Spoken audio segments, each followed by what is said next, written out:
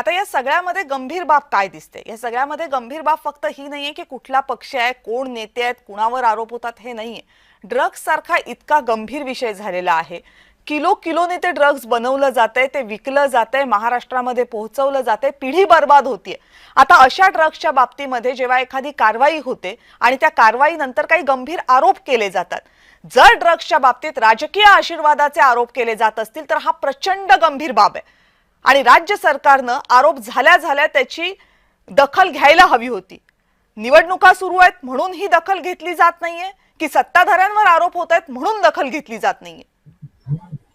मी तुम्हाला एक वर्धेतलं एक प्रकरण सांगतो की आर्मी तालुक्यामध्ये एका जंगलात शेड होता असाच आणि तिथं तर चक्क मेफेड्रोनचा कारखानाच पकडण्यात आला आणि तो असा सुरू होता. तर त्याचे आमदार आहे देवेंद्र फडणवीसांचे जे पहिले हे होते जनसंपर्क अधिकारी ते होते वानखेड.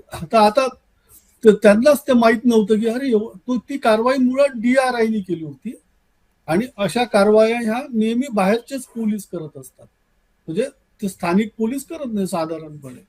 तर आता त्याचा संबंध थेट ते शॉक मध्ये होते. अरे म्हणजे साला माझ्या मतदारसंघात एवढा मोठी कारवाई झाली आणि तर लोक आता असं होतं तर ते चालू. पण मेफेड्रोनचं असं आहे की जसं पहिली ते ऊसाचे गुऱ्हाळ चालायचे ना तसं कढईत इतकं सोपे तयार होतं. ते गंभीरच आहे आणि अलीकडे आपण बघितलं तर या कारवाया खूप मोठ्या प्रमाणात होत असल्यानं ते असे प्रकरण वारंवार उजेडात येतात. ते FIR त्याच्यामुळे असं.